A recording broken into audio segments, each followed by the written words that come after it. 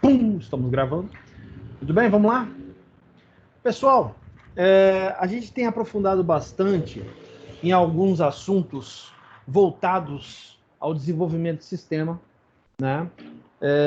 Vocês perceberam que, acredito eu que todos tenham percebido, que os assuntos são somatórios, né? Tudo que a gente tem feito até agora é somado esforços, né, e conhecimento para desenvolver a aplicação. Qual o nosso objetivo? É desenvolver uma aplicação utilizando requisitos e boas práticas, né? Esse é o nosso foco. Então, hoje nós vamos dar um passo grande em direção a esse desenvolvimento. Hoje nós vamos falar de assuntos que vão forçar um pouquinho vocês no que diz respeito a todo o conhecimento que vocês já obtiveram durante o curso, tá? Vocês devem ter percebido que a cada aula eu venho citando assuntos, né, em material oriundos de diversas outras disciplinas, né? A gente tem falado muito de requisitos, que vocês viram em análise, o ML, a gente tem falado sobre lógica de programação, a gente tem falado de desenvolvimento para web,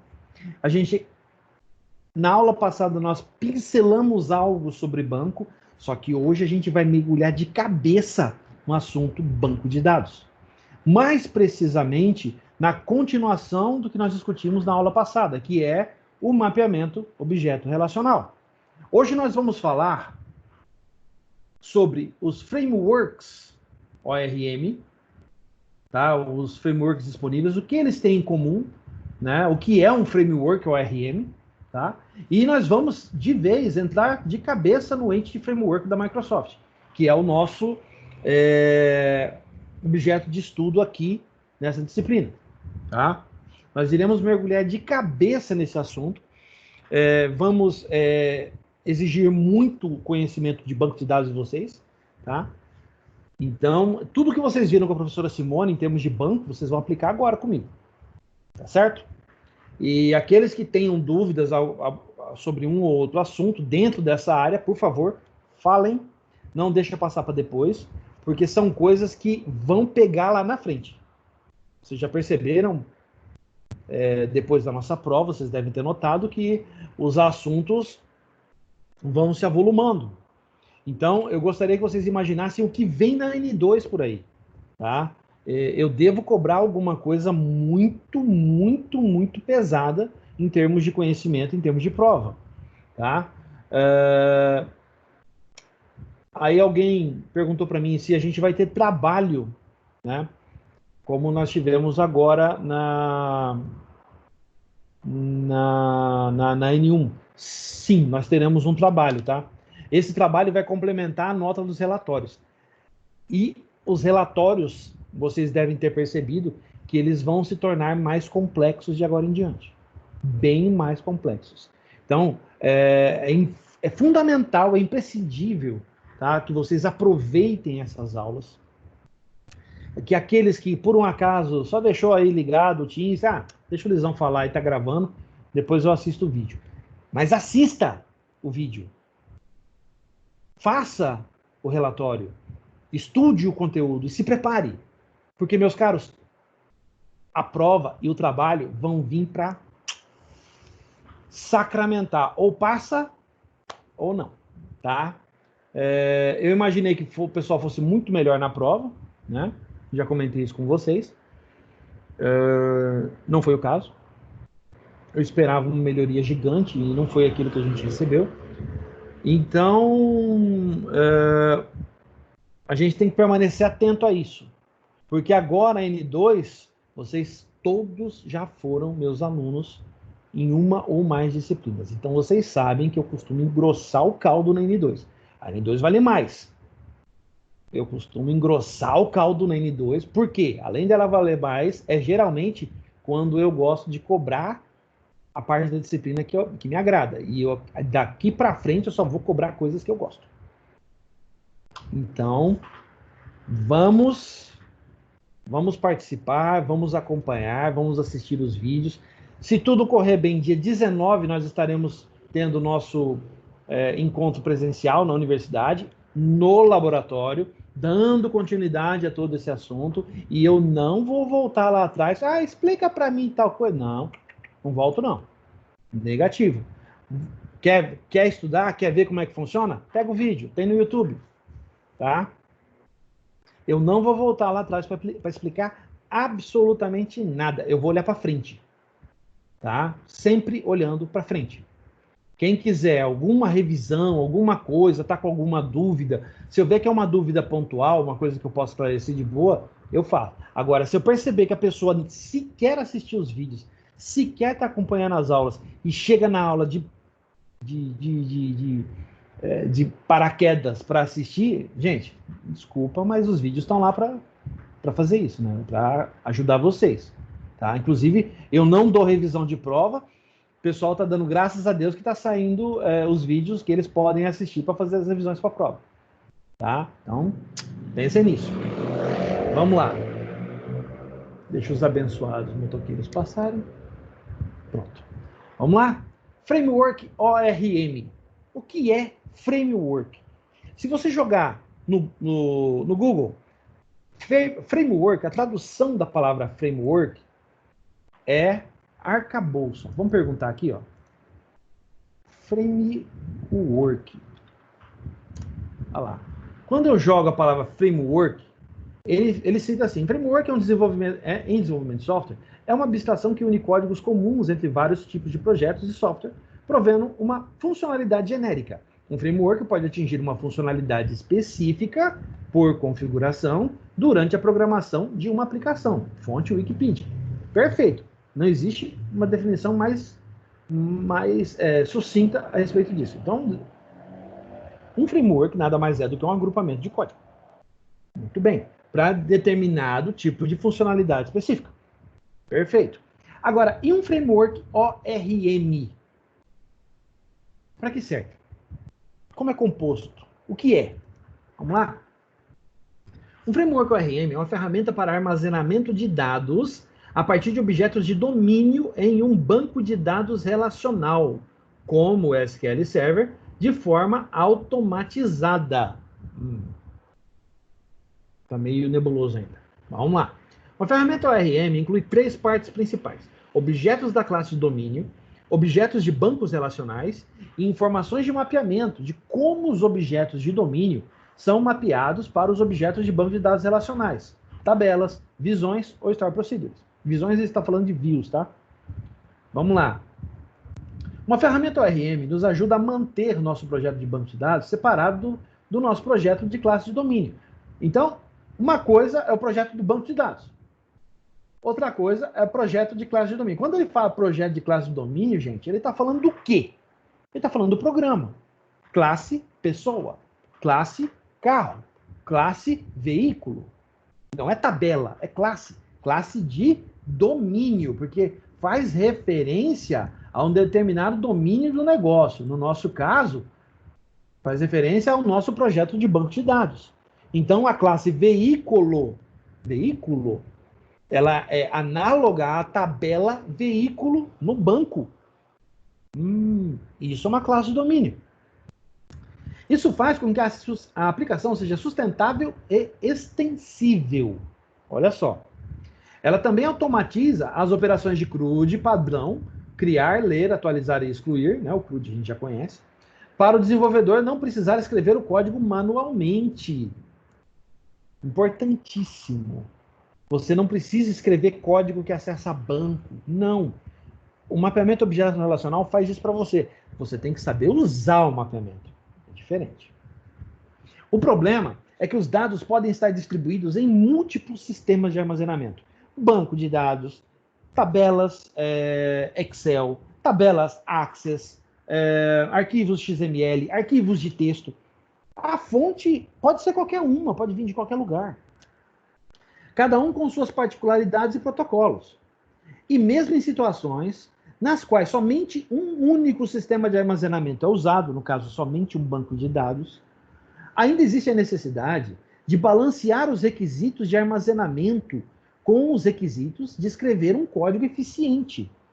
Então, Uma coisa é escrita de código, a outra coisa é armazenamento de dados. Como que você balanceia essas duas coisas juntas? Pois é. O uso de um framework ORM permite aos desenvolvedores trabalhar com dados na forma de propriedades e objetos específicos do domínio, como clientes e produtos, etc., sem ter que relacioná-los com tabelas de banco de dados e as colunas onde os dados estão armazenados. Você não precisa fazer um relacionamento. O ORM já fez. Você precisa saber como consumir esses dados ou como criar esses dados, armazená-los. Você tem que saber isso. Senão, não tem sentido utilizar uma ferramenta de objeto relacional. Tá?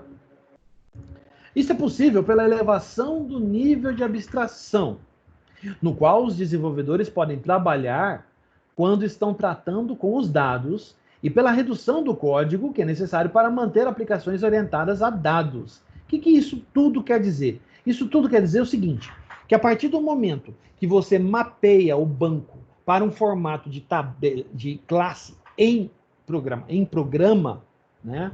Em um programa orientado a objeto, qual é a grande vantagem? A partir daquele momento, você tem acesso a um conjunto, a um volume de dados disponíveis em um banco, armazenado adequadamente, tá?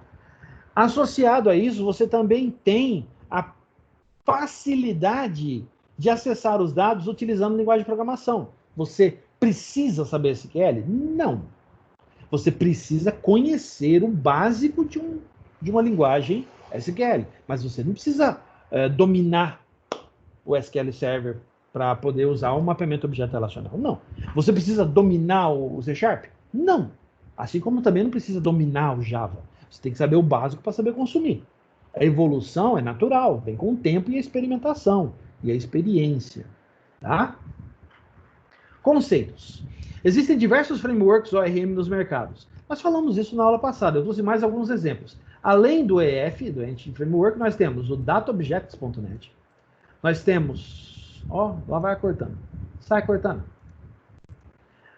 Nós temos o NHibernate, ou Hibernate, NHibernate no .NET, Hibernate no Java. O Open Access, que é multiplataforma, crossover, tem várias linguagens de programação. Tá? E o Subsonic, que também é multiplataforma e está disponível em várias linguagens. Tá? Temos ele em PHP, temos ele em Python. Subsonic, a subir, a chupa-cana, dança conga. Está espalhado por quanto é canto. Tá? Os únicos proprietários mesmo que trabalham unicamente com a plataforma.net são esses dois aqui de cima. Tá? Sendo que esse é o Open Source, até determinado ponto, dali para frente você tem que pagar para a empresa.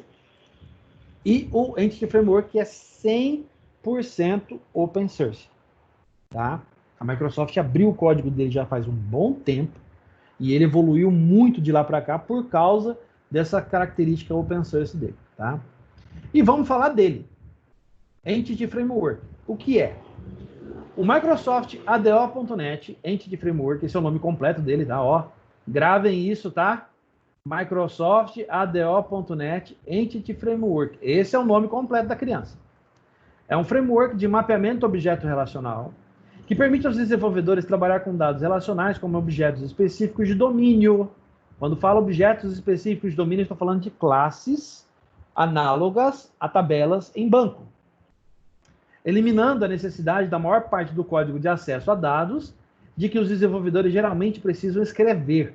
Então, quando você vai acessar via EF, o nível de código que você tem que escrever é muito inferior àquele que é utilizado para desenvolver uma consulta utilizando a camada de dados básicos de acesso, né, a dados, a camada básica de acesso a dados, que tem disponível dentro do .NET Framework, que é o ADO.NET. Usando o Entity Framework, os desenvolvedores realizam consultas utilizando o link. Olha, grave isso aqui, ó. Link, tá? Vamos rapidinho fazer uma pesquisa nos pais dos burros aqui. O que é link? Vamos ver? Definição. Link. Link. Vamos lá no pai da criança. Vamos lá, Microsoft. Vamos ver o que ele fala. Link é o nome de um conjunto de tecnologias com base na integração de recursos de consulta diretamente na linguagem C Sharp. O que isso quer dizer, meus caros? Quer dizer que você tem como escrever código acessando fontes de dados, mas utilizando linguagem de programação C#, não SQL. Entenderam? Link, então, ó, é consulta integrada à linguagem. Eu estou tentando lembrar o que significa exatamente a sigla. Aqui a Microsoft não fala. É uma pena. O que diz ele mais? Tradicionalmente, consultas feitas em dados são expressas como cadeia de caracteres simples, sem verificação do tipo de compilação ou suporte à inteligência. Quando você faz consulta a determinadas fontes de dados, ele não diz, por exemplo, quais são os métodos disponíveis em determinada classe ou determinada propriedade, determinado atributo, método. Ele não tem como dizer. O link permite isso. Além disso, você precisará aprender uma linguagem de consulta diferente para cada tipo de fonte de dados. Banco de dados SQL, documentos XML, vários serviços web, etc. Com link, uma consulta é uma construção de linguagem de primeira classe, como classes, métodos e eventos. Beleza, essa é a vantagem do link. É a possibilidade. O link permite que nós façamos consultas para fontes de dados utilizando uma mesma sintaxe, que é baseada na linguagem C#. Beleza. Vamos em frente. A implementação do ORM Entity Framework fornece serviços como controle de alterações, resolução de identidade, lazy loading, tradução de consultas, etc., de forma que os desenvolvedores podem se concentrar na lógica de negócios da sua aplicação, ao invés dos fundamentos de acesso a dados. Então, você não precisa mais se preocupar em como acessar os dados ou como consumir, como inserir, alterar e excluir. Não. Você se preocupa em quê? Em utilizar o framework disponível para poder construir a lógica de negócio da sua aplicação. Ah, é para isso que serve? Vamos lá, o que mais fala aqui? Aqui tem muita coisa. Isso aqui é da Microsoft oficial. Ele fala bastante coisa. Isso aqui está repetido. O slide 12 está repetido, está errado. Arquitetura. O Entity Framework renova o modelo conceitual, permitindo que os desenvolvedores consultem entidades e relacionamentos deste modelo, enquanto contam com o suporte da Entity Framework para traduzir essas operações para comandos específicos da fonte de dados, liberando as aplicações das dependências de código específicas de uma fonte de dados particular. O que isso quer dizer? Quer dizer que você, usando o Entity Framework, você pode, através do modelo de dados que ele disponibiliza, consultar uma tabela sem saber escrever uma linha de SQL. Eu só sei escrever C#. Beleza, é o que você precisa saber. Quer dizer que eu não preciso conhecer SQL Server a fundo? Não. O básico, todo mundo sabe fazer um select. O básico é saber fazer um select. Você sabe? Sei. Então acabou. O restante do conhecimento é C#. E aonde mora o restante do conhecimento foi na aula anterior que nós vimos, né? São as coleções, as listas genéricas. O Entity Framework usa pesadamente aquilo lá. Vocês vão ver na prática isso aí daqui a pouco, tá? Além do Entity Data Model, que é esse cara aqui, ó, o Entity Framework inclui serviços que incrementam o poder do modelo, incluindo o provedor gerenciado Entity Client, o Object Services, ó, o Entity Client, Object Services, e o Link to Entities. Gente, Link to Entities é o quê? É aquela consulta link, aquela linguagem link, aplicada a coleções. Então, eu não preciso saber, realmente, eu não preciso saber SQL. Eu preciso ter uma noção de SQL. Não, tem que dominar. Não precisa. Se você tiver uma noção, sabe fazer um select? Sei. Sabe fazer um inner join? Sei. Sabe fazer um order by? Sei. Sabe especificar os where da vida, as condições? Sei. Então, você sabe o básico. A partir daí, você já consegue escrever. Você sabe C#? Sei. Então, beleza. A partir daí, você já consegue escrever as pessoas pesquisas utilizando o poder que esse cara aqui vai te dar, tá? E como que o Entity Framework faz isso? Quais são esses componentes? O que é EDM, né? Que é o Entity Data Model. Ele tem o modelo conceitual, o mapeamento e o modelo de armazenamento. Vamos ver um por um deles para saber o que é. Rapidão, tá? O EDM consiste basicamente em 3 partes. Modelo conceitual, vimos aqui. O mapeamento, também vimos. E o modelo de armazenamento, que é esse de baixo. Vamos ver o que é cada um. O modelo de definição de esquema conceitual, ou modelo conceitual. Define um modelo conceitual, tá? Que é isso aqui? Isso aqui, apesar dessa extensão estar um pouquinho diferenciada aqui, isso aqui tudo é XML, tá, gente?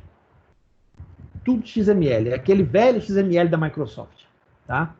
O arquivo de definição de esquema de armazenamento define o modelo de armazenamento que também é chamado de modelo lógico. Lembra lá das aulas de banco de dados da Simone? Aí, ó. O ORM também usa modelo lógico. O arquivo de especificação de mapeamento, ou mapping, né? Define o mapeamento entre os modelos conceitual e o de armazenamento. O modelo conceitual seria o quê? O modelo conceitual seriam os nossos modelos de classe de domínio. Lembra? Classe de domínio, programa. Armazenamento, banco. E o que fica no meio? Esse cara aqui. O que faz o mapeamento para você. Entendi. Então vamos em frente. Modelo conceitual. É o seu modelo de classes e seus relacionamentos, sendo independente do projeto das tabelas e seu banco.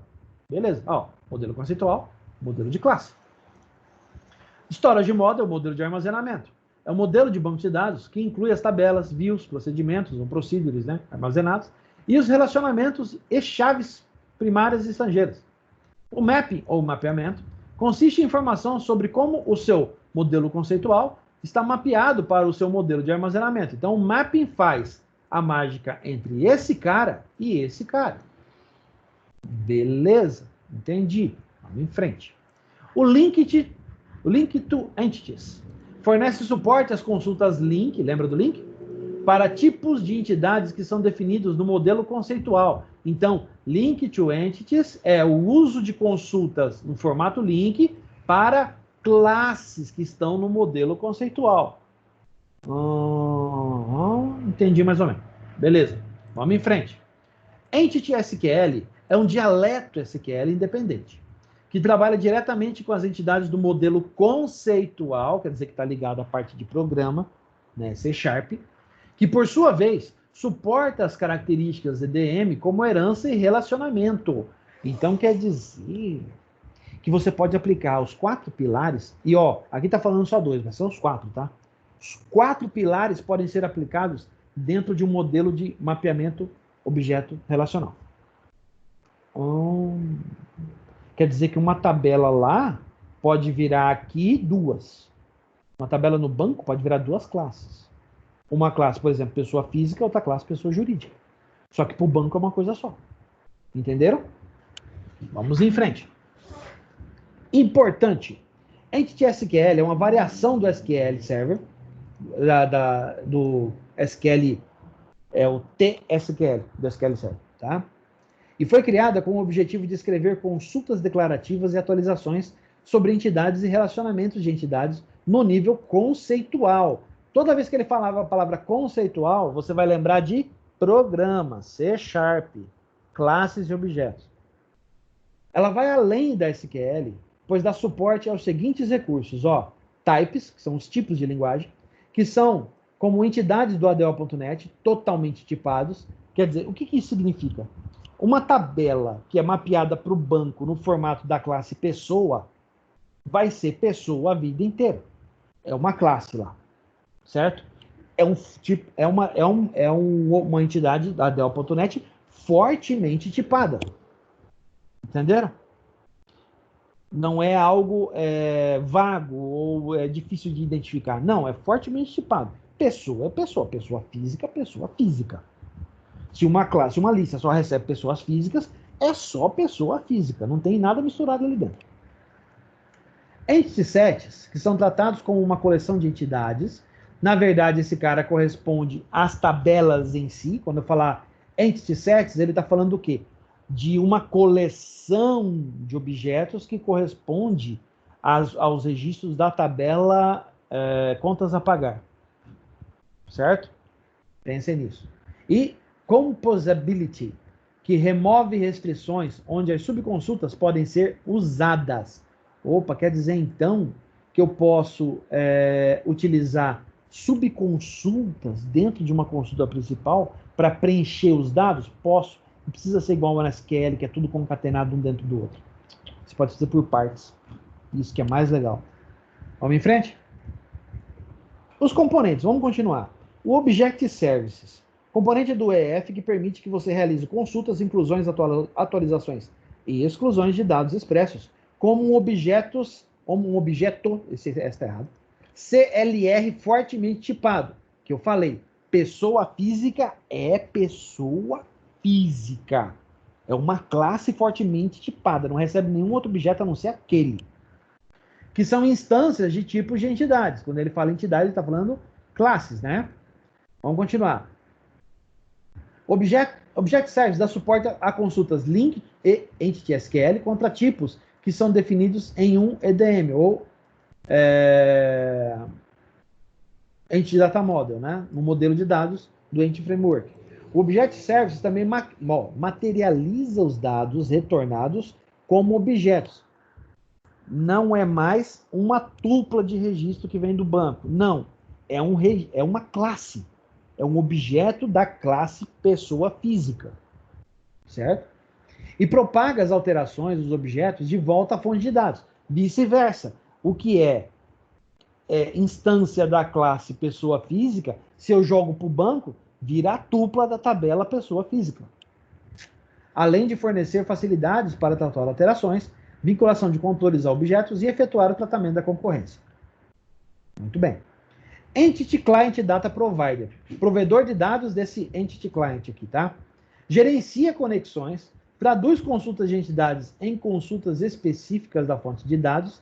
Quer dizer, uma consulta feita por uma coleção, quando vai para o banco, é convertido para uma consulta específica da fonte de dados. Seja ela SQL, Oracle, XML, TXT, não importa, ele converte sozinho. E retorna um leitor de dados que os serviços de objeto usam para materializar os dados de entidades em objetos. É o caminho contrário. Eu leio do banco e converto para instância de classe, certo? Então é esse cara que faz isso para você.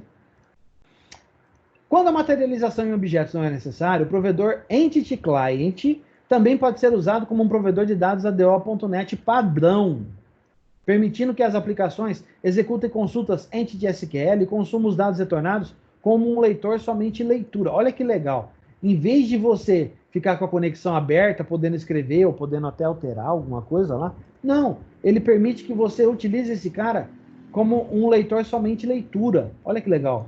Isso previne que alterações de dados acidentais. Ah, eu mudei o campo texto para data. Mudou por quê? Ah, não, porque o cliente pediu. Ah, mas você não podia, você não pode fazer isso. Você vai afetar o programa inteiro, certo? Por isso que é bom utilizar alguma coisa assim. É somente leitura, cara. É só fazer select. Só isso. Já o ADO.NET Data Provider, que é a parte que permite que a gente conecte ao banco de dados, tá? É esse cara aqui que faz isso. Seja ele qual for. É uma camada que se comunica com o banco de dados usando o ADO.NET padrão. Então, esse cara aqui é um provedor de dados para o ADO.NET. ADO.NET é a camada de dados do .NET Framework. É o que permite que o .NET Framework acesse um banco qualquer. Mas, pelo Entity Framework, você não precisa se preocupar com isso. Ele faz isso sozinho. Você não precisa fazer nada. Certo? Aqui está o modelo conceitual de como trabalha o Entity Framework. É um pouco complexo, mas se a gente observar com calma, dá para a gente entender o que está acontecendo aí. Vamos lá, ó. A gente tem um banco de dados relacional, SQL Server. Esse banco de dados ele está mapeado para um modelo lógico, tá? Uma vez mapeado, ó, ele faz essa ligação. Então, esse cara aqui, que é uma tabela dentro desse banco, aqui vai ser mapeado para uma classe específica. É esse cara que faz isso. Por fim, aqui você já tem um modelo conceitual, que é, uma vez mapeado, você tem aqui as classes que representam as tabelas de um banco específico, certo? E são ligadas através desse mapeamento aqui. Por fim, é utilizado em quê? Em classes orientadas a objeto, em formulários ou relatórios, através da apresentação, ou para consumo de serviços. Certo? Muito bem. Agora, vamos meter a mão na massa. E essa parte agora, por favor. Até aqui, alguém tem alguma dúvida? Alguém não entendeu o que eu falei? Sobrou alguma nuvenzinha roxa aí na cabeça de vocês? Não. Pensem um pouquinho.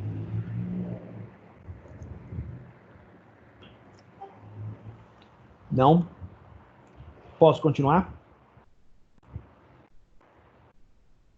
A coisa vai engrossar, gente. Então vamos então. Mãos à obra. Utilizando o Visual Studio 2019, olha só, hein? A missão é complicada. Vamos criar um banco de dados standalone. Ah, agora vamos voltar lá nas aulas da Simone. Isto é, que existe fora do SQL Server. A gente não tem SQL Server disponível para usar, mas a gente pode usar o banco standalone.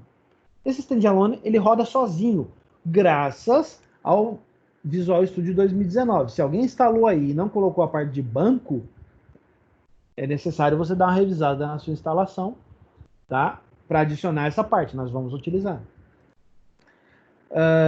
Ele até fala, isso é possível graças às ferramentas de SQL que o Visual Studio 2019 possui, tá? Então, como é que é o nome do banco? Banco Projeto DB. E aí, eu já tenho scripts prontos que eu vou liberar para vocês para 4 tabelas. Vamos criar as tabelas. Região. Ah, não, só 3, né? Nossa, é pouquinho. Vamos lá, ó, tabelas. Região, estado e município. Já vão pensando em requisitos para esses caras aqui. Provavelmente a gente vai precisar. Usando os scripts SQL, vamos adicionar registros nas tabelas. A gente vai ver como fazer isso, tá? Isso aqui vai estar disponível para vocês. Por fim, vamos criar o mapeamento utilizando o EF. Então vamos lá. Vamos parte por parte. Primeiro de tudo, vamos para o Visual Studio. Só um minutinho, gente. Deixa eu fechar um negócio aqui. Para economizar a banda. Então vamos lá. Eu já estou com o Visual Studio aberto aqui. E eu tenho aqui a minha solução. A minha solução foi feita na aula passada para a gente testar os conceitos de coleção. Eu não vou usar mais esse projeto, mas eu vou deixar ele aí para uma referência futura. Então eu vou clicar aqui, ó, botão direito na solução, vou adicionar um novo projeto. No nosso caso, um REST API. Então vamos trabalhar com APIs daqui para frente, direto. Não vamos mexer com mais nada. Então vamos lá. API, vamos usar um ASP.NET Web Application. O meu já está selecionado. Se vocês tiverem dúvida, é só colocar os filtros aqui, ó. C#, Windows, Web. E ele aparece bem aqui embaixo, ó. Aqui, ó. ASP.NET Web Application.NET Framework. Tem que estar com esses tags aqui, ó. C#, Windows, Cloud e Web. Tá? Clique em Next. O nome. A aula, né? Vamos chamar, em vez de ser aula, porque a gente vai usar esse cara daqui para frente. Daqui para frente é só esse projeto REST API que a gente vai trabalhar. Então vamos chamar de projeto Bulixo API, tá? Olha lá, projeto Bulixo API, beleza? Vamos salvar aqui mesmo. E vamos usar o .NET Framework 4.7.2. Quem tiver outra versão pode usar. Eu tenho várias aqui, tá? Eu vou usar a última. Vou clicar em Create. Quem está usando o 19 provavelmente deve ter aquela mesma ali também. Tá bom? Então aqui é importante, tá? Se errar aqui, escolhemos o resto do projeto. Então primeiro, ó, o empty, beleza, é esse cara que nós vamos usar. Aqui não tem autenticação nenhuma. Aqui as pastas e referências de núcleo, isso é importante porque é o que a gente vai usar, tá? Referências de núcleo é Web API, ó. A gente vai usar o Web API. Em seguida, ó, Advanced, eu não vou usar HTTPS, então vou desmarcar o HTTPS aqui. É uma porta 80 da vida, normal, uma aplicação web normal, tá? E só, não vou fazer mais nada. Então, empty, sem autenticação, Web API e desmarca o configurar para HTTPS, tá? Beleza. Clique em criar. Ele vai criar o projeto Bulixo API. Vamos lá? Maravilhoso. Feito. Eu vou trocar aqui, ó. Tá vendo que tá em negrita esse cara aqui, ó? Tá? Deixa eu dar um Windows mais aqui para todo mundo ver. Outro. Olha só, peraí, deixa eu mover aqui. Aqui, ó. O que que tá acontecendo aqui, ó?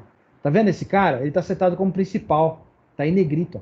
E eu quero o projeto Bullish API como principal. Então eu vou clicar no botão direito aqui, ó. E vou selecionar essa opção aqui embaixo, ó. Set as Startup Project. Mudou, tá vendo? Agora o projeto Bullish API é o principal. Beleza? Muito bem. O que eu vou fazer agora? Vou seguir o meu papel de pão aqui, ó. Vou criar o banco de dados standalone, tá? O nome do banco é Projeto DB. Aonde que eu faço isso, professor? Eu faço isso aqui, ó. Tem uma pasta chamada appdata. Ela é feita para isso.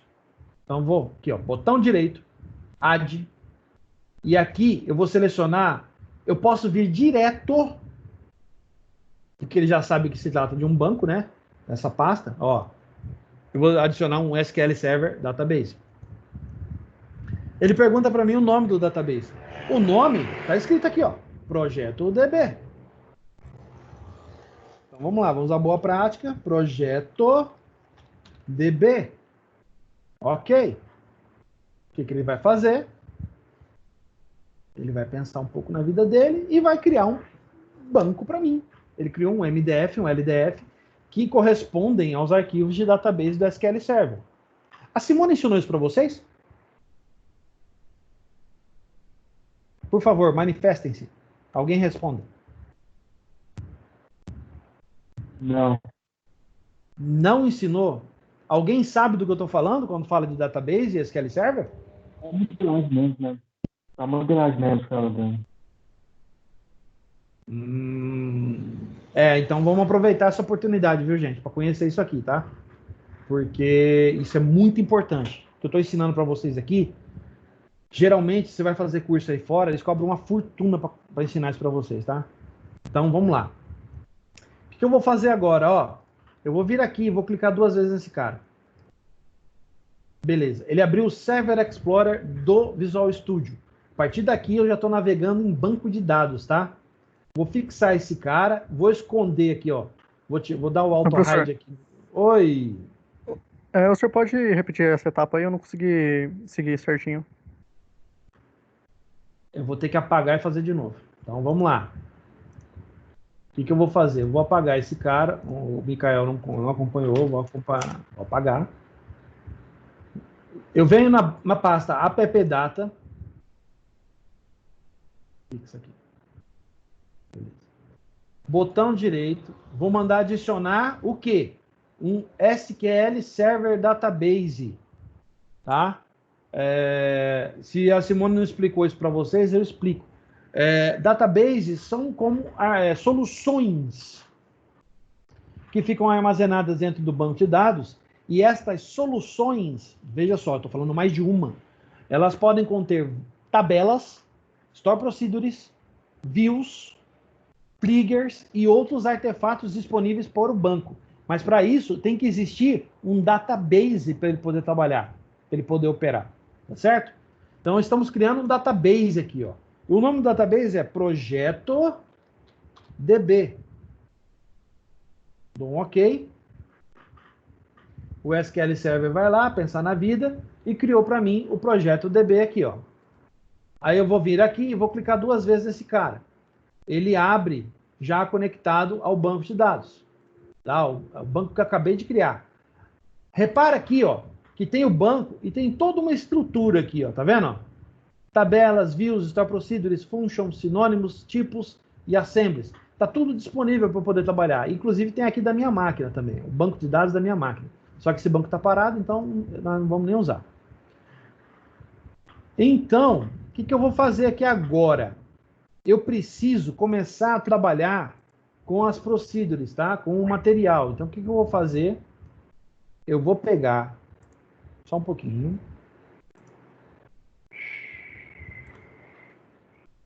Só um pouquinho que a coordenadora me chamou aqui, só para dar uma resposta para ela. Só um instantinho.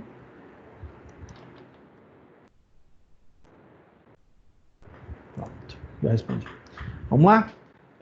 Eu já tenho disponível, eu vou colocar para vocês depois do Google Drive, que é o script para criação dessas tabelas que nós vamos trabalhar aqui, tá? Já tem pronto. Eu não vou perder muito tempo explicando isso para vocês, tá? Eu só vou demonstrar como é que faz. Então, primeiro, ó, eu vou criar uma a uma das nossas tabelas. Vou começar primeiro por ordem, tá? Ó, região, estado e município. Então, vamos lá. Vamos trabalhar uma por uma. Primeiro, eu vou vir aqui no Visual Studio, ó. Eu vou clicar aqui em tabelas. Se não tiver clicado, vou clicar aqui. Vou clicar no botão direito. E eu posso adicionar uma nova tabela. Ele vai abrir para mim um designer aqui, ó, no qual eu posso definir os campos da minha tabela. Eu posso definir os tipos, né, das colunas. Eu posso brincar à vontade aqui nesse design, tá? De acordo com a minha necessidade. No entanto, eu não vou usar design, tá? Eu sempre gosto de falar para vocês que é melhor a gente usar o bruto, que é bom. O bruto é bom. O que eu vou fazer? Eu vou criar uma nova carry aqui, ó, que é tipo um prompt de comando para mim poder digitar os comandos em SQL para usar, tá? Como eu falei, eu já tenho pronto aqui. Deixa eu abrir aqui, ó. Já tenho pronto os scripts, tá? Então eu vou colar aqui para a gente, ó. Create table região. Outra pergunta. A Simone ensinou isso aqui para vocês?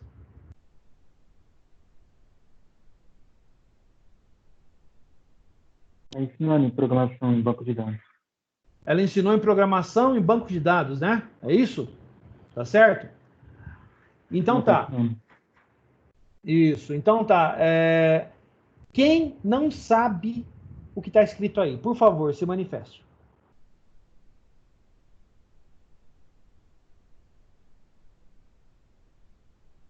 Muito bem. Se todo mundo conhece isso aí, já fica ciente, eu vou cobrar na prova. Então vamos lá. Mas isso aqui é banco. É banco. Pois é, a ADS é uma disciplina... Não devia nem ser agora. A ADS tinha que ser junto no último semestre. Acho que a Adriana ficou com um pouco de receio de colocar no último semestre por causa do projeto final de vocês. Mas a ADS é uma disciplina que cobra tudo, gente. Tá? Tudo, de cabo a rabo. Então vamos lá. O que eu vou fazer agora? Uma vez que eu coloquei o script aqui, ó, eu vou clicar nesse botãozinho e vou mandar ele executar. Vamos lá? Ó, comando executado com sucesso. Muito bem. Se eu pedir para ele atualizar, ó, dar um refresh aqui, a minha tabelinha ali, beleza, tabela região, tá ótimo, funcionou. Vamos partir para a próxima. A próxima tabela. Tabela estado. Não, estado, né? Por que? Tá. Desculpa, eu que errei aqui. Cliquei no botão errado. Então, vamos lá. O script da tabela estado é esse aqui. Vamos dar uma olhada. Olha lá. Estou definindo as colunas, né? A chave primária. Estou usando constraints, né? Acredito que a Simone tenha explicado como é que funciona isso aqui para vocês. Se não explicou, recomendo que vocês revisem. Porque isso é banco, tá? Programação em banco de dados. Então, imagine que vocês já saibam isso aqui. Estou doido para dar essa disciplina. Doido, a Simone não deixa. Mas vamos lá. Se ela me escuta, ela me mata. Deve escutar. Depois ela vai ver esse vídeo, certeza. Te amo, Simone. Ela vai me matar. Vamos lá, gente. Create table estado. As colunas, né, tal. Vamos mandar executar isso aqui. Beleza. Vou mandar um refresh aqui. Apareceu o estado. Perfeito. Vamos para a última? A última delas agora. Município. Beleza. Tá aqui. Vamos copiar aqui o script. E vamos colar o script aqui. Beleza, perfeito. A tabela município, né? Tal. Vocês repararam que... Deixa eu pegar os outros scripts. Deixa eu rodar esse aqui primeiro. E aí eu vou mostrar uma coisa para vocês. Eu estou usando todos eles chave estrangeira. Não sei se vocês repararam nisso, tá? Todos eles têm chave estrangeira. Dá uma olhada nisso aqui, ó, quer ver? Deixa eu dar um zoom menos aqui, para que vocês possam perceber. Olha só. Vamos lá? Olha lá. Eu tenho, olha só, PK município, e eu tenho uma FK para estado município, que aponta para estado da chave primária. Beleza? Ah, professor, também aparece sigla, né, em vários lugares. Sim, isso aqui é uma outra técnica muito utilizada em banco de dados a nível profissional, que é o quê? É a quarta, quinta e sexta forma normal, meu amigo. Não existem só 3, não. Tem mais disso, tá?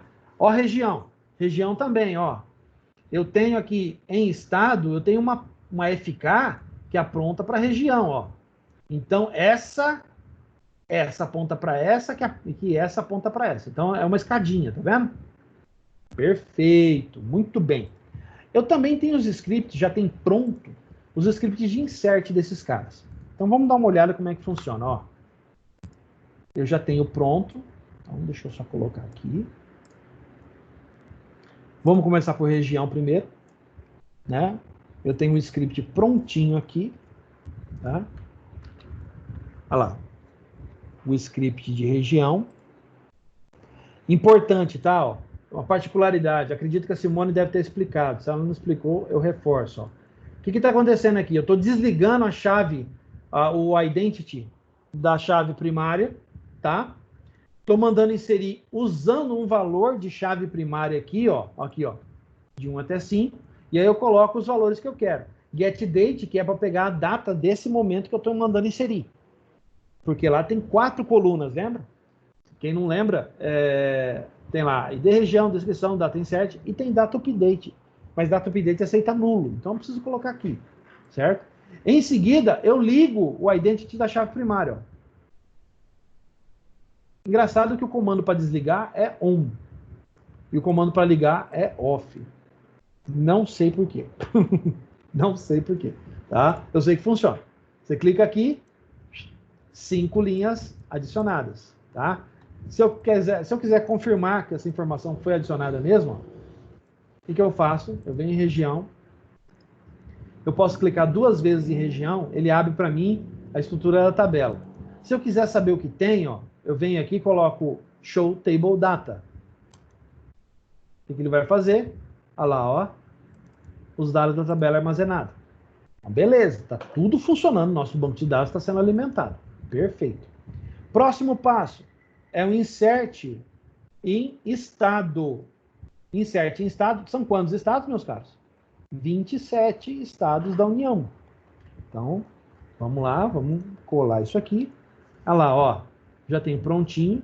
Eu desligo mais uma vez o identity da chave primária, porque eu insiro números aqui na chave primária, tá vendo? Beleza. Aí eu ponho Rondônia, RO, região, né? E eu uso, olha só, eu estou usando aquele lance de quarta, quinta e sexta forma normal, tá? Eu estou usando aqui, ó, o ID região e também estou dizendo qual região ele pertence. Quer dizer que eu não preciso propriamente consumir os dados usando o relacionamento de inner join, né? Eu não preciso fazer isso. Eu posso consumir diretamente. Para isso existe a quarta, quinta e sexta forma normal, tá? Eles falam que é o contrário da primeira, segunda e terceira. Então vamos em frente, vamos mandar executar. 27 linhas afetadas, perfeito. Vou limpar aqui. Será que fez? Vamos abrir aqui, ó. Botão direito, Show Table Data. Ah, olha a nossa tabela aqui, ó. Prontinha para ser utilizada, ó. Perfeito. Tá ótimo. Vamos, só um minutinho que eu acho que a Adriane me chamou de novo. Espera aí. Ah, meu Deus, meu Deus, meu Deus, meu Deus, meu Deus, meu Deus, meu Deus.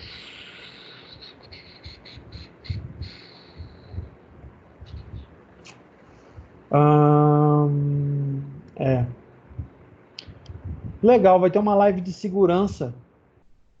Para os calouros. Vai ter uma live de segurança de informação, organizada pela professora Noísa, com um profissional da Baikal Security. Depois eu publico para vocês o link para vocês verem a palestra, tá? É um negócio interessante. É bom porque todo mundo pelo menos assista.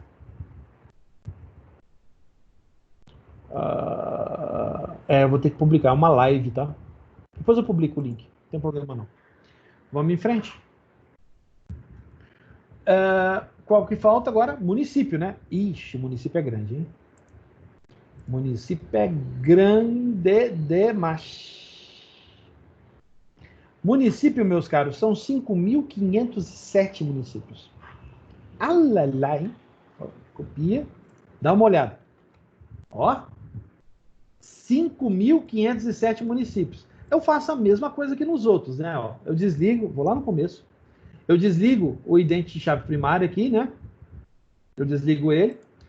Aí eu seto os valores da chave primária, só que aqui é importante, tá? Eu não fiz como eu fiz nos outros. Aqui eu estou inserindo linha a linha.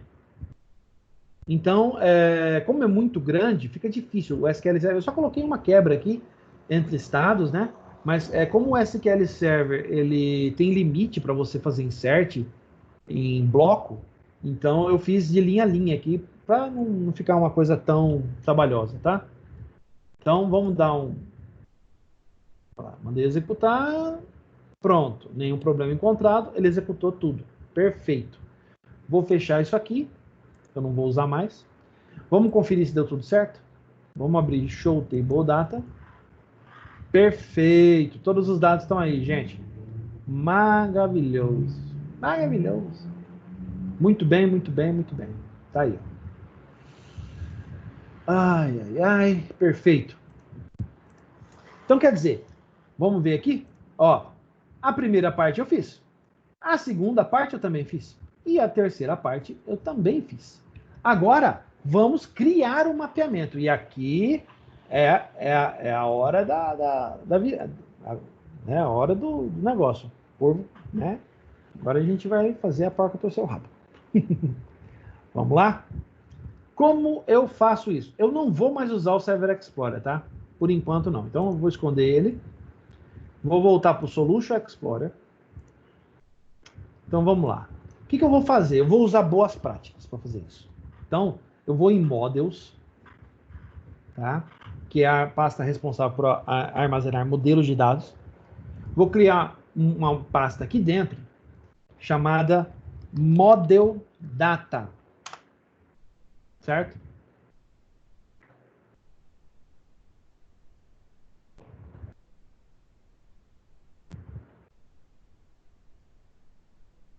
O que está acontecendo?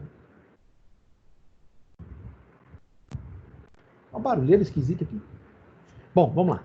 Aí, botão direito, add. O que eu vou fazer agora? Agora, gente, eu vou adicionar o meu mapeamento objeto relacional. Prestem bastante atenção no que eu vou fazer agora, tá? Porque depois vocês vão ter que fazer isso de vocês. Então tem que tomar bastante atenção aqui. Eu vou fazer o seguinte, ó. Como ele já detectou que eu estou dentro da Models, ele já oferece para mim para criar algumas coisas voltadas a banco, ó. A maioria das coisas aqui é voltadas a banco. Ele oferece para criar um novo database e ele oferece esse cara. ADO.NET Entity Data Model. Não é exatamente o componente que a gente usa lá do Entity Framework? O nome é o mesmo. Então clica aqui, ó. Ele pergunta o nome. O nome, eu vou usar Model Project, ou Project, ó, desculpe, gente. Projeto DB. Model, ou modelo, né? Vocês que escolhem, eu vou usar modelo então, tá? Modelo, projeto DB. Vou dar um OK aqui. E aqui ele já começa a trabalhar com o framework do Entity Framework propriamente dito, né? Então já começa a trabalhar com o Entity em pessoa. Então eu tenho 4 opções de modelo. Um que usa o modelo conectado ao banco diretamente, tempo todo conectado, chamado de Entity Framework Designer from Database. Não. Ele cria um modelo conectado a um banco já existente. Eu tenho o modelo empty desse cara, que ele faz um vazio, quer dizer, eu não tenho banco, mas eu vou criar um modelo vazio e depois eu vou criando as minhas entidades e mandando replicar dentro do banco. Não, eu não quero fazer isso. Eu posso criar um modelo vazio de Code First, quer dizer, eu não tenho banco, mas eu tenho código. Eu vou criando as tabelas de banco conforme a minha necessidade. Não, não é isso que eu quero. Eu quero esse aqui, ó. Eu tenho database e eu quero criar o código através de um database já existente. Ah, isso aqui é interessante. Então, eu já tenho esse cara pronto. Ele é limpo, bem construído, eu conheço o banco, perfeito, eu posso fazer isso. Clica aqui em Next. Ele vai perguntar aqui agora, escolha a sua conexão de banco de dados, né? Ó, qual a sua conexão de banco? Beleza. E ele já está oferecendo para mim, ó, projeto db.mdf, que é o nosso banco aqui em appdata. Perfeito. Ele permite mudar algumas coisinhas quando eu estou trabalhando com bancos de dados SQL Server mesmo, né? Aqui no caso é um banco standalone, está dentro da aplicação. Então eu não posso mudar nada, nem setar senha, nem fazer nada disso, tá? Mas se eu tivesse num banco de dados propriamente dito, eu poderia fazer tudo isso aqui, tá? Aonde eu vou salvar a string de conexão do meu banco, as configurações de conexão? Um arquivo webconfig, né? Esse cara aqui, ó. Ele que armazena as configurações da minha aplicação web. Se fosse um programa console, seria um appconfig, que é um XML da Microsoft, tá? O nome da conexão vai ser essa mesma, modelo projeto DB. Aqui ele vai abrir o database e vai perguntar o que eu quero puxar de lá. Aqui eu já estou mapeando, hein? Olha só, estou mapeando aqui tudo que tem no banco. Lá eu quero as 3, certo? Então eu posso clicar aqui na raiz e ele vai fazer tudo para mim. Eu não tenho nenhuma view. E aqui é importante, ó, pluralizar ou singularizar os nomes de objetos gerados. De acordo com a boa prática, no banco tem que ser singular, mas na aplicação não. Porque na aplicação são coleções. Coleções de veículos, coleções de pessoas, coleções. E por que no plural? Porque não é um único objeto que tem dentro delas. São vários objetos para os quais aquela classe está mapeada. Então, é no plural. Então, eu marco essa opção aqui, ó, pluralizo, tá? Só que isso aqui, importante, tá? Ó, ele até está dando para você. Ele faz essa pluralização em inglês. Então, nós vamos ter que meter a mão no código para fazer modificações lá. Muita atenção, não é difícil, mas tem que ter muita atenção no que você está fazendo. Então, vamos lá. Vamos clicar aqui. Finish. Deixa o Entity Framework fazer a mágica dele. Ele está buscando os pacotes que ele precisa lá do NuGet, né, que é as referências, né, as DLLs que ele precisa acessar. E aqui está ele já criado o nosso modelo de dados, todo prontinho. Eu tenho aqui o que nós chamamos de contexto de dados, né, que é o arquivo que faz o mapeamento entre classe e banco. Beleza? Aí eu tenho aqui também, ó, região, que representa a tabela, tá vendo? Aqui, ó, tabela, região. Lembra que eu falei na última aula que o mapeamento objeto relacional pode não fazer a questão do nome, mas o mapeamento indica para onde essa classe aponta? Então, ele está dizendo que essa classe aqui aponta para a tabela região. Tá? E aí ele fala, ó, olha aqui embaixo, ó, ID região, chave primária, chave. Descrição, é requerido. Data. Aqui ele deveria ter colocado requerido também, mas tudo bem, não tem problema. Aqui está dizendo que a data é um datetime normal, e aqui ele está dizendo que é um datetime que pode ser nulo. Por isso que tem essa interrogação na frente, tá vendo? Então, aqui não pode ser nulo, mas aqui pode. E aqui vem o relacionamento com a tabela estado. Lembra que existe um relacionamento de chave estrangeira com outra tabela? Existe, né? Estado tem um relacionamento de chave estrangeira com região.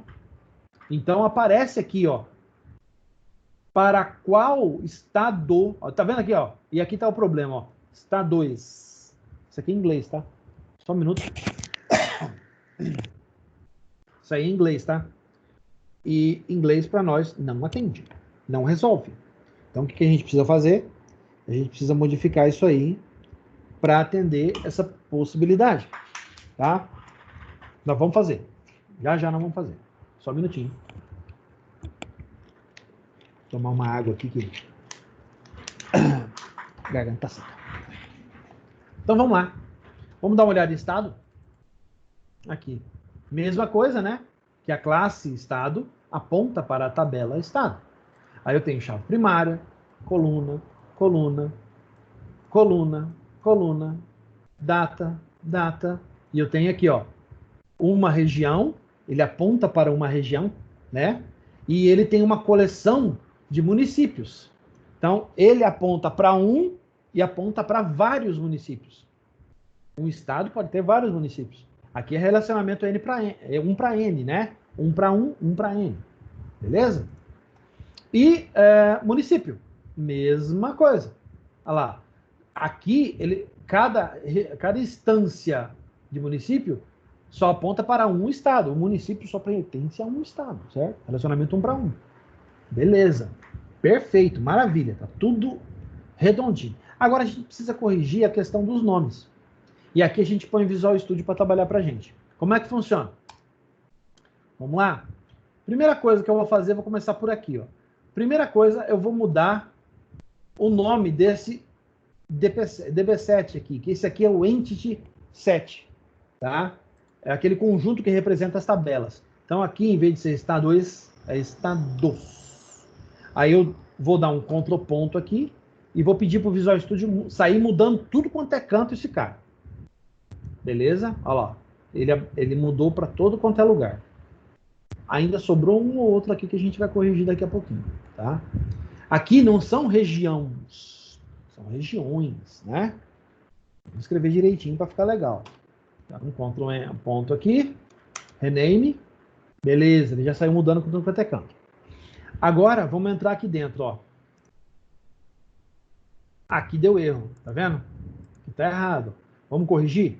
Como é que eu faço para corrigir? Eu venho aqui, ó, e tiro esse E, dou um Ctrl ponto, ele vai mudar em tudo quanto é canto que está sendo usado, ó. Já deu erro aqui em cima, tá vendo? Ó, aqui em cima tá errado, ó. Mudamos aqui, já deu erro aqui. Só que se na hora que eu clicar esse aqui, ó, acabou, corrigido o erro. Não tem mais. Perfeito, maravilha. Vamos passar para estado. Estado tem problema? Vamos lá, ó. Municípios, região. Não, estado não tem problema nenhum, tá tudo certinho. Perfeito. E município, tem algum problema? Vamos ver. Estado. Não, né? Nenhum probleminha. Tá tudo ok. Perfeito.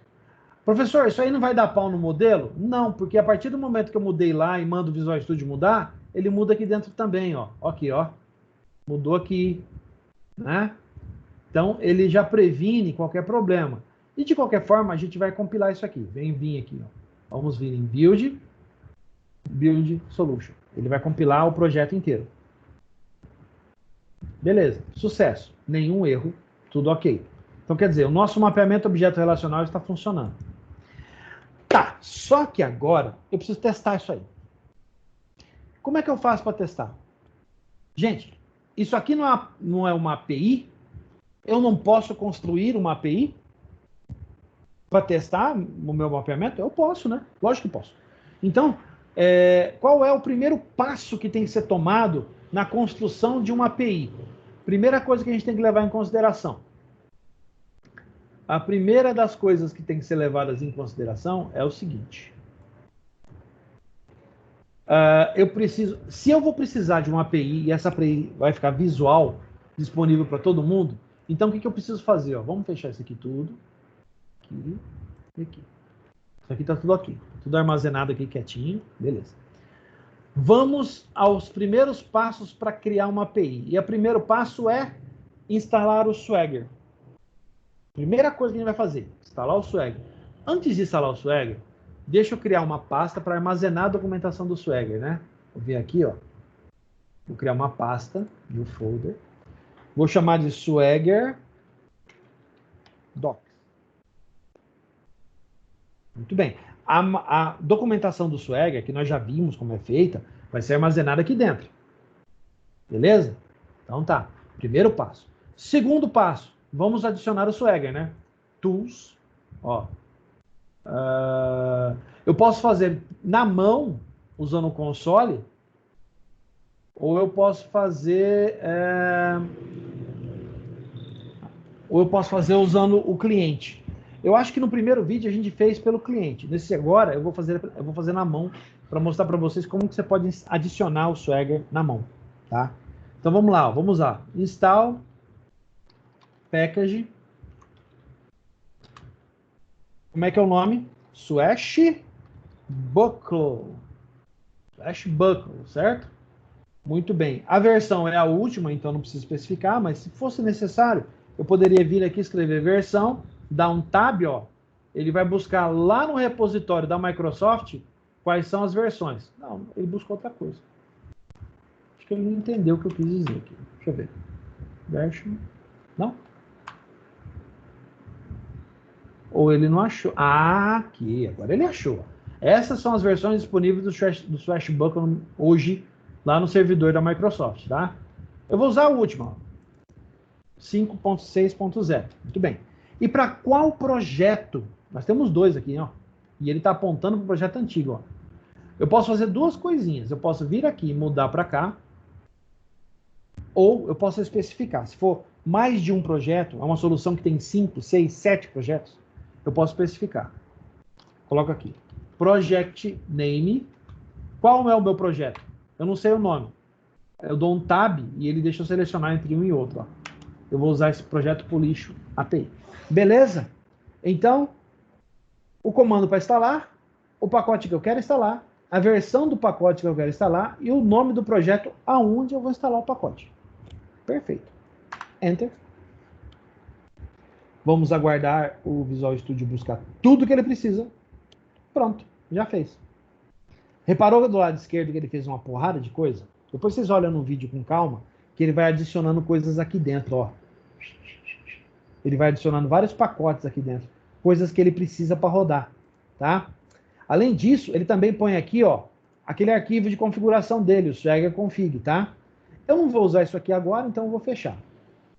Vamos abrir o Swagger Config. Vamos alterar o Swagger Config para usar apenas a configuração que a gente necessita, tá? E qual é essa configuração? Eu tenho guardado aqui esta configuração. Só um minutinho que eu vou pegar aqui. Vamos olhar aqui, aqui. Vamos olhar aqui. Pronto, Swagger Config. Perfeito. Excelente. Eu vou pegar o método register inteirinho e eu vou pegar o método getXMLPath. Então, ó, eu vou pegar esse cara.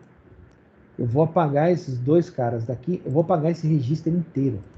Ó, esse aqui inteirinho, porque eu tenho outro prontinho para ser usado, né? Ó, e aí eu vou colar. Olha lá. Eu já tinha pronto. Lembra que na última aula a gente fez isso? Então, esse aqui, ó, é a configuração de um Swagger ideal, tá? Ele traz informações de contato, de licença, ele resolve alguns conflitos. Aqui tá dando, inclusive, um erro. Deixa eu mandar ele corrigir isso aqui. Ele tá mandando adicionar esse cara aqui. Vamos adicionar. Ele adicionou aqui. Perfeito. Tá tudo perfeitinho. Tá ótimo. Aqui já tem, ó, Swagger Docs, projeto. Inclusive, estava apontando para o projeto REST API. Aqui, o nome do nosso projeto Polixo API, né? Então, vamos trocar. Polixo. Muito bem, a pasta é a mesma. Tá tudo certinho. Projeto... vamos colocar o nome certo, né? Espera aí. Vamos colocar o nome certo para ficar um negócio bem identificado, né? Ó, projeto Polixo API. Vamos trocar aqui para Polixo API, projeto Polixo API, licença do projeto, API do projeto, aqui, Polixo API. Em PO2? Não, né? Em ADS, né? Beleza. Ótimo. Muito bem. Então, já temos configurado o nosso material aqui do Swagger Config, tá? Agora nós vamos partir para a próxima parte. Vamos lá? Quais são os próximos passos? O próximo passo é mudar a configuração do projeto para aceitar comentários XML. Como é que eu faço isso? Eu clico aqui no projeto, vou em propriedades. Em propriedades, eu vou selecionar aqui build. E aqui, ó, eu vou marcar, ó, essa parte aqui de baixo, ó, XML Document File. Só que o caminho é outro, né? O caminho é a pasta que eu criei aqui para armazenar ele, né? Então aqui é Swagger Docs. Muito bem, Swagger Docs. Vou salvar isso aqui e vou continuar. Muito bem. Vamos ver. Aqui está ok. Aqui eu não mexo. Já mudei essa configuração. E agora, vamos criar controller para exibir nossos dados, né? Ah, agora é a hora. Botão direito aqui em Controllers. Vamos adicionar uma controller para exibir os dados. Vou selecionar o Web API 2. Certo? Isso aqui, ó, vazia. Tá? Resistam à tentação de usar as outras, tá? Usem essa. Vamos clicar em adicionar. Aqui eu vou usar... só um minutinho. Aqui eu vou usar...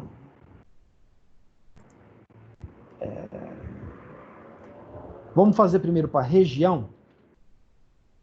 Então, eu vou usar região e eu vou adicionar. Ele está criando a nossa classe, ó. Perfeito. Está aqui, ele criou uma controller chamada região. Ele vai começar a dar problema porque a gente não colocou o sumário. Lembra do sumário? Que é para aparecer lá no Swagger. Eu vou colocar um sumário vazio para ele parar de dar erro, porque eu não suporto esses erros aqui. Tá? Então vamos lá. Primeira coisa, eu vou criar aqui o meu construtor, né? Região controller, que implementa o construtor base, né? Porque ela herda de API controller. Beleza. Muito bem. Ele está dando um errinho aqui de construtor. Vamos fazer. Beleza, o sumário está aqui. Agora, a gente tem que pensar. Eu vou fazer dois, tá? Dois métodos. Public HTTP response message todos. Aí eu vou fazer um aqui embaixo, ó, igualzinho, tá? Mas somente obter, usando a chave primária, int id. Beleza. Então, ele está dando alguns erros aqui. Vamos colocar já o sumário, para ele parar de dar problema. Mas ele vai continuar. Enquanto a gente não escrever, não vai funcionar. Tá. O que está faltando? Está faltando, primeiro, a primeira pergunta. O que eu preciso para conectar ao banco? A função dessa controller é agir como uma CRUD, certo? Então, qual que é a primeira coisa que eu preciso fazer? Primeira coisa, se ela vai agir como CRUD, eu preciso conectar ao banco de dados. Preciso ter acesso ao contexto de dados nesse caso. Então, o que eu vou fazer aqui? Vou fazer o seguinte, ó, private. Como é que é o nome do arquivo que armazena o contexto? Vamos lá em Models, Model Data, Modelo Projeto DB, né? Aqui, ó, nome da classe, ó, Modelo Projeto DB. Então, vou copiar esse cara, vou colocar aqui, ó, Modelo Projeto DB, vou chamar ele de contexto, ponto e vírgula. Tá dando erro. Vamos passar o mouse aqui, ele está pedindo o quê? Para a gente adicionar o caminho onde está essa classe, né? Eu vou dar um Ctrl ponto e vou mandar o Visual Studio corrigir, ó. Ele adicionou aqui em cima para mim. Perfeito. Excelente. Primeira coisa, ele já fez. Qual é a segunda coisa? No construtor da classe, eu tenho que abrir a conexão com o banco. É a primeira coisa que eu tenho que fazer. Abrir a conexão com o banco. Para isso, eu vou criar essa conexão, né? x.contexto é igual a um new modelo projeto DB. Ó. Só isso aqui já é suficiente para abrir a conexão com o banco. Mas ele está conectado com o banco? Não, ele só abriu. Ele não conectou. Só abriu. Quando que ele conecta? Quando a gente manda executar a pesquisa. Aí ele bate lá, traz os dados, converte em formato de classe e mostra para nós. Certo? Então vamos lá. Vamos fazer primeiro para todo mundo, aí depois a gente faz para um só. Beleza? Então tá. Eu vou fazer e vou demonstrar para vocês que vai dar erro. Porque tá faltando uma coisa importante aqui para melhorar esse negócio. E a gente vai fazer isso rapidão, tá? Primeiro de tudo, eu tenho que bater lá no banco e trazer a coleção de dados que eu tenho que exibir, certo? Então vamos lá, ó. E aqui eu começo a utilizar coleções. Porque coleções são a analogia mais próxima que eu tenho de tabela. Então vamos lá, ó. List de quem? Região, né? Que é a tabela que eu estou mexendo. De região, chamado lista, recebe o quê? A pesquisa do banco. Os dados do banco. Então, quem é a conexão? x.contexto é minha conexão de banco. Ponto. Região, ou no caso, regiões. Certo? Beleza. Ponto. Agora eu quero converter o que vinha aqui no formato para armazenar aqui. Ele faz isso, professor? Graças a um dos componentes do Entity Framework, ele faz. O que ele faz? Ó, olha só. Eu venho aqui e coloco to list. Acabou. Já não vai dar mais erro ali. Beleza? Então ele vai lá. O que ele está fazendo aqui? Conectando no banco, pegando todos os registros, convertendo tudo para a lista e armazenando nesse objeto aqui. Meus caros, isso aqui é equivalente a um select asterístico. Então, vamos lá. Equivalente a um select asterístico. Guardem isso, tá? Vou até colocar em comentário aqui do lado, ó. Equivalente a a instrução, vou fazer um negócio elegante, a instrução select asterístico from região. Certo? Muito bem. E aqui eu daria a resposta. Como que eu faço para dar a resposta? Eu vou pegar, vou fazer o seguinte, ó.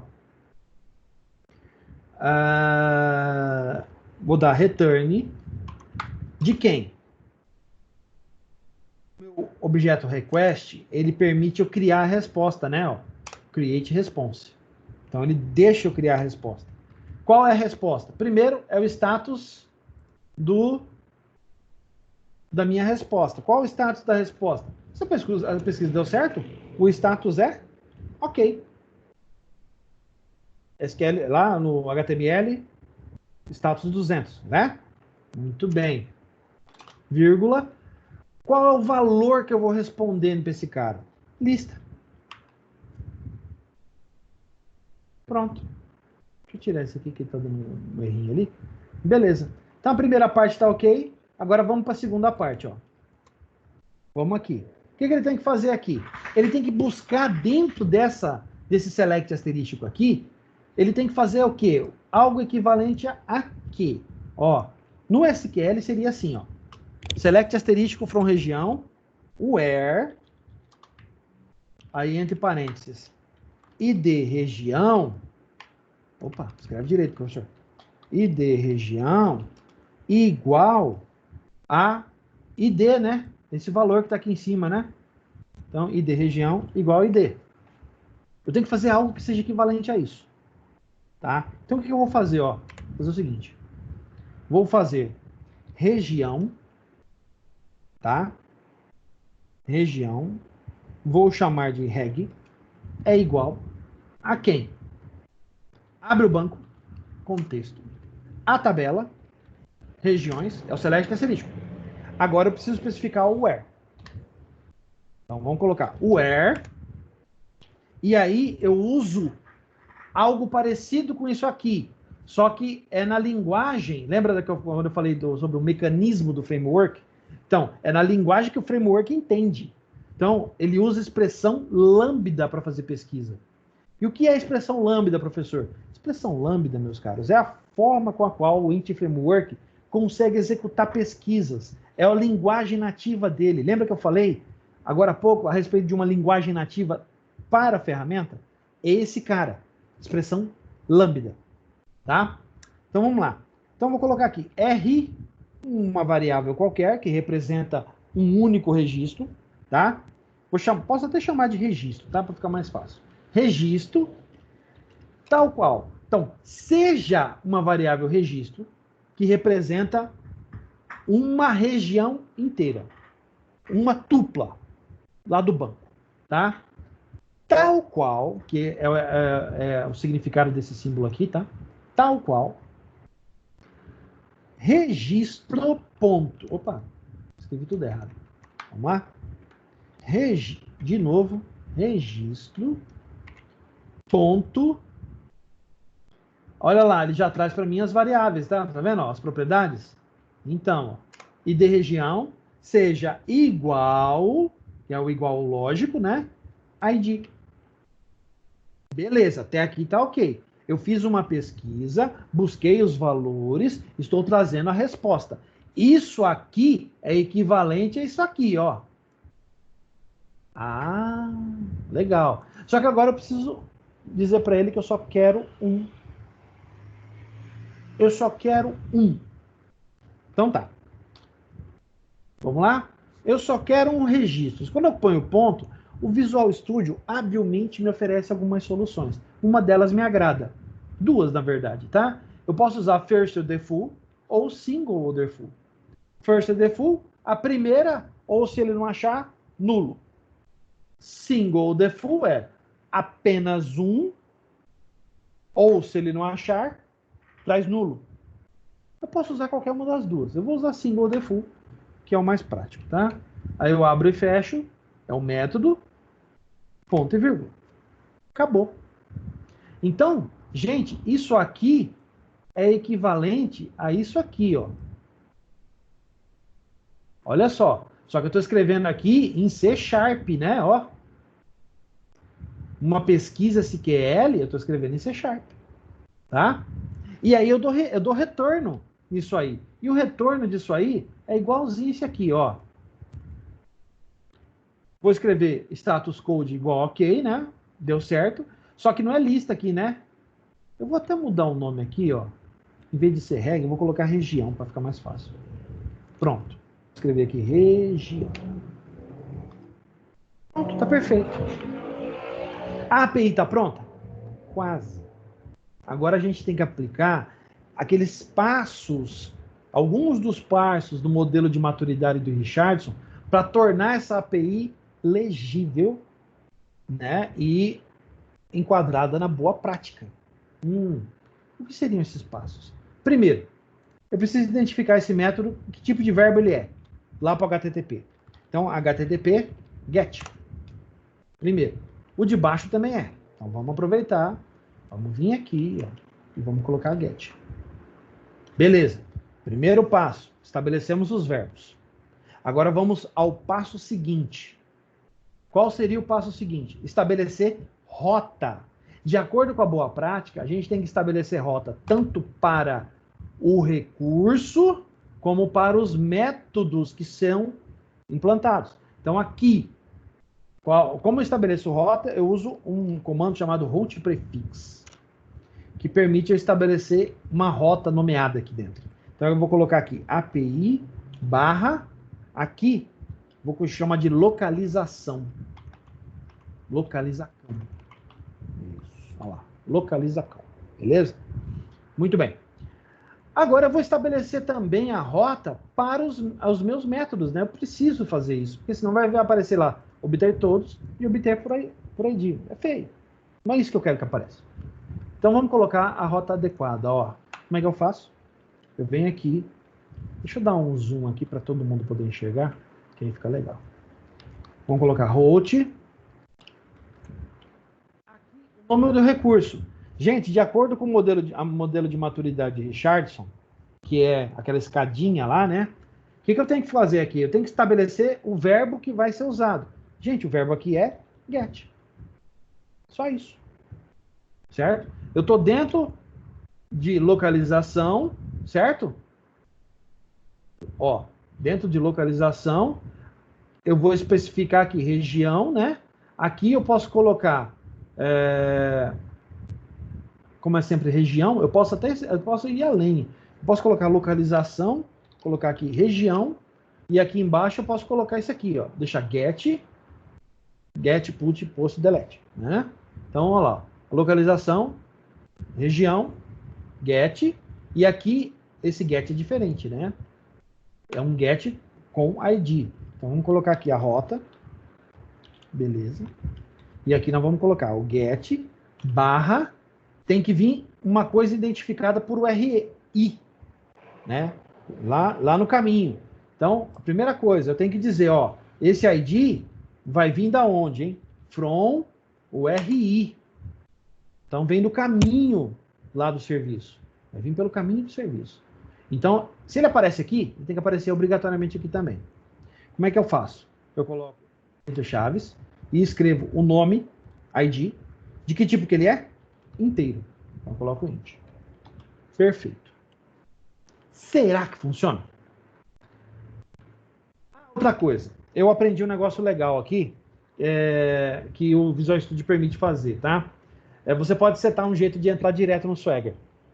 Se eu clicar aqui no botão direito, e lá nas propriedades, selecionar aqui o web, marcar para ele aqui que ele vai, a URL que ele vai começar, ó, start URL. Se você não marcar nada, você coloca isso aqui, ó. Esse é o padrão dele. Você vem aqui e coloca start URL. Aí você copia essa URL onde ele está armazenado aqui, tá vendo? Ó, copia aqui. E aqui na frente você coloca Swagger. Só isso.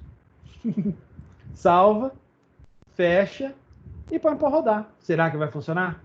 Vamos dar um build aqui. Atenção. Funcionou. Tá cheio de aviso. Warning para tudo quanto é canto. É por causa dos summaries nas outras classes, tá? A gente tem que fazer isso depois. Mas está funcionando. Tá compilando, né? O build foi um sucesso. Então, vamos botar para rodar isso aqui? Ó, vou botar no Internet Explorer. Ele vai entrar direto dentro do Swagger. Vamos ver?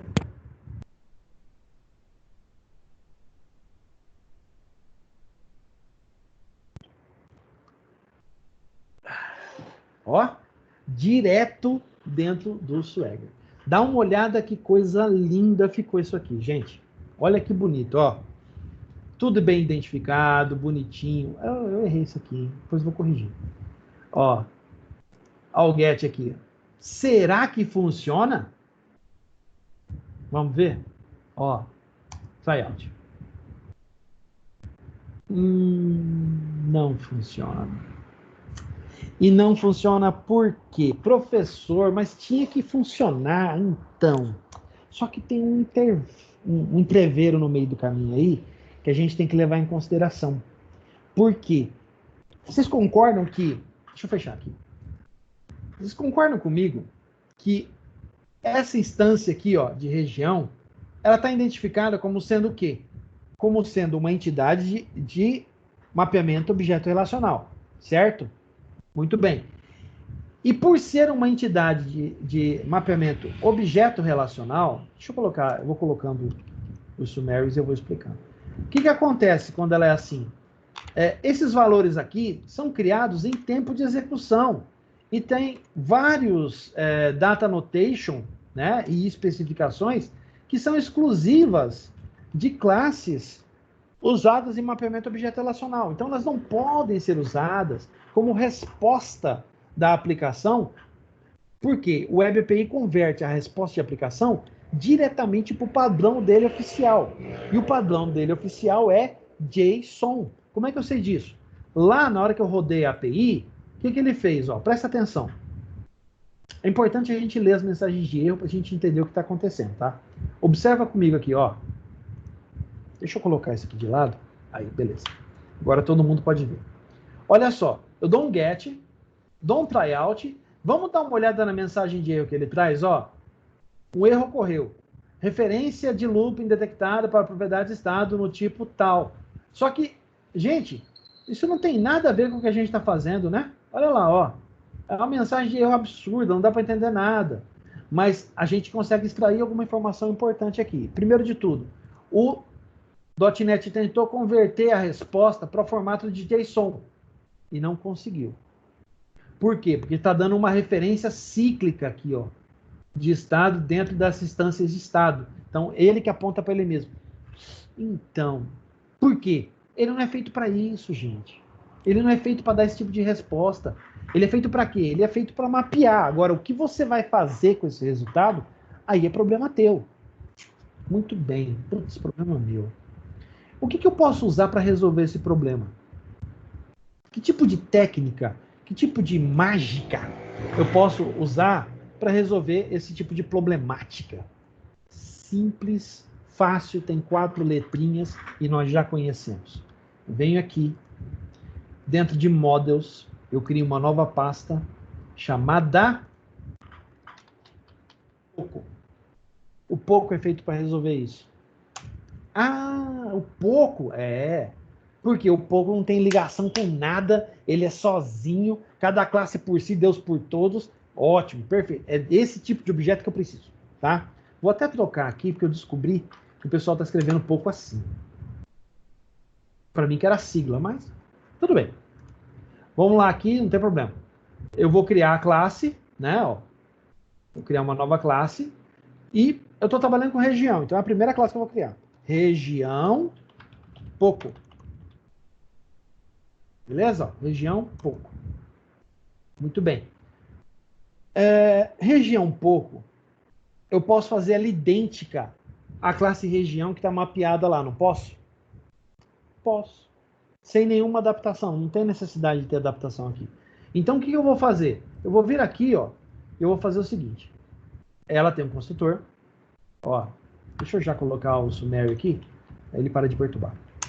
Ela tem um construtor, public, região, Poco. O construtor dele não faz nada, mas tem que ter sumário. Beleza. Aí eu vou vir aqui, ó, como ela é idêntica, eu posso copiar isso aqui, não posso? Tirando aquelas coisas que eu não vou usar. Eu posso. Então eu vou vir aqui, ó, vou copiar até o data update, ó. Então eu vou copiar ID região, descrição, data insert, data update. Copia, vem aqui, cola aqui embaixo. Eu vou tirar os data annotation porque é uma classe Poco, não tem referência com ninguém. Vem aqui e arranca isso aqui. Aqui, e o resto deixa. O resto tá certo. Perfeito? Como ficamos? ID região, descrição, data insert, data update. Tá ótimo. Muito bem. Então já temos aqui um pouco. Muito bem. Agora, o que a gente vai fazer? Nós vamos utilizar esse pouco lá no nosso controller lá. Então, vai mudar alguma coisa aqui, tá? O que vai mudar? Tem algumas formas de fazer isso, gente. Tem a forma de boa prática e tem a forma code clear. Vamos fazer o seguinte, nós iremos criar usando o code clear, tá? Vou ensinar para vocês o melhor dos métodos. Então, beleza, vamos lá? Primeiro de tudo, o que vai mudar aqui? Não é mais região, é região Poco. É a primeira coisa que muda. Aí eu vou fazer o Visual Studio consertar isso aqui. Ele adicionou lá em cima o Poco, beleza? Agora deu erro aqui. Então vamos quebrar de linha e vamos começar a consertar, tá? Então aqui, ó, regiões. Esse regiões, vamos deixar aqui guardado esse toList, que vai ser usado, tá? E aqui, por causa da sintaxe, eu posso colocar um ponto alguma coisa aqui, ó. Tá? Por quê? Enquanto o C# não encontra o ponto e vírgula, ele trata tudo como se fosse uma linha só. É assim que ele funciona. Então vamos usar isso a nosso favor, tá? Vamos colocar aqui, ó, select.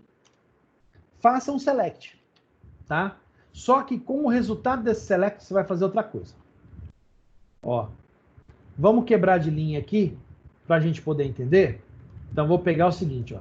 Até aqui é regiões, aí eu quebrei aqui. Select, aí eu quebrei aqui. Beleza? Então vamos lá. Aqui, eu vou fazer o seguinte. Região, minúsculo, seja região, né, uma instância, tal qual para cada tupla que existe em região, faça uma coisa específica. Esse é o comando. Faça uma coisa específica. Então, eu poderia, por exemplo, para cada registro que ele encontrar, na hora que ele trazer, eu poderia criar uma nova instância da classe pouco, já armazenar os valores para guardar para jogar depois? Posso. Eu posso. Como faria? Ó, eu faço o seguinte. Para cada tupla, você vai criar um novo região pouco. Objeto. Opa, peraí. Então quer dizer que para cada registro que ele encontrar, ele pode fazer isso? Sim, pode. Mas pode fazer como? Ó, dá uma olhada. Olha que legal. Vou deixar tudo bonitinho, organizadinho para vocês entenderem. Região pouco e região são muito iguais, certo? Muito bem. Só que eu vou construir a instância, que é região pouco, né? Então, ID região recebe quem?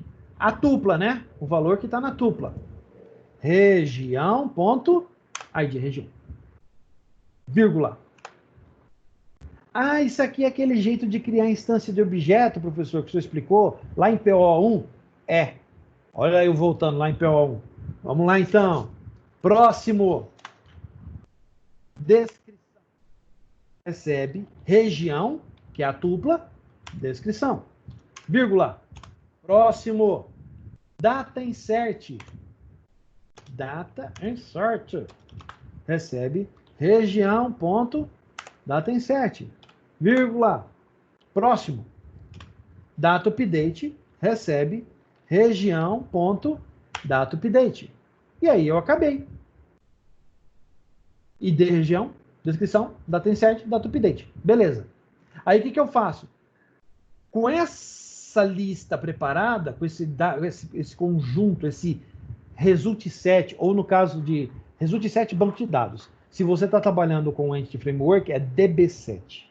Com esse DB7 criado, que é tudo de região pouco, você converte tudo para lista e armazena tudo nessa lista aqui em cima. Ah, entendi. Então aqui ele faz a pesquisa, já converte para mim, para a região pouco, cada um dos resultados, e aí ele pega isso tudo, converte para uma lista e guarda aqui dentro. Isso. Que legal. Eu posso fazer a mesma coisa aqui embaixo? Não. Mas eu posso fazer quase igual. Não posso? Eu posso fazer o seguinte, ó. Região pouco. Né? Eu posso, em vez de ser região aqui, eu escrevo região. Vou deixar aqui, ó, o Visual Studio sugeriu. Região pouco, com R minúsculo. Recebe um new região pouco. E aí eu crio a instância. Preenchendo os valores. Que valores são esses? Não são os mesmos daqui de cima? Eu não posso vir aqui e fazer isso aqui, ó. Copia, cola. Não é a mesma coisa? Olha lá, ó. O nome da instância aqui não é região? Aqui também. Eu não estou trabalhando dentro de um pouco? Aqui também. Eu não estou criando os valores e colocando nas propriedades? Aqui também. Copia e cola. Beleza. E aqui, na hora de dar a resposta, vai ser região ou região pouco? Região pouco, né? Copia e cola. Beleza? Salva tudo isso. Dá um build nessa coisa toda. Beleza? A bagaça tá build. E buildou, não rela mais. Beleza? Vamos executar? Vamos executar. Vai abrir diretamente no Swagger. Lindo. Agora vamos vir aqui. Vamos fazer um get. E será que vai funcionar? Tryout. Olha aqui. A resposta. Perfeita. Ó. Perfeito. Maravilha. Vamos ver se está funcionando por ID. Vou vir aqui. O ID requerido. Vamos supor 3. Dá um tryout aqui. O que ele fez? Ó, aqui, ó, em formato JSON, prontinho para ser usado. Ó. Perfeito, perfeito, perfeito. Essa é a nossa API já rodando com mapeamento objeto relacional. Fantástico. Perfeito, está atendendo perfeitamente bem. Pelo menos o GET. Muito bem, spoiler para a próxima aula. Na próxima aula a gente vai continuar brincando com essa solução, só que a gente vai terminar essa controller. Nós vamos fazer. Está faltando aqui, só tem o GET. Tem que fazer put, post, delete. Certo?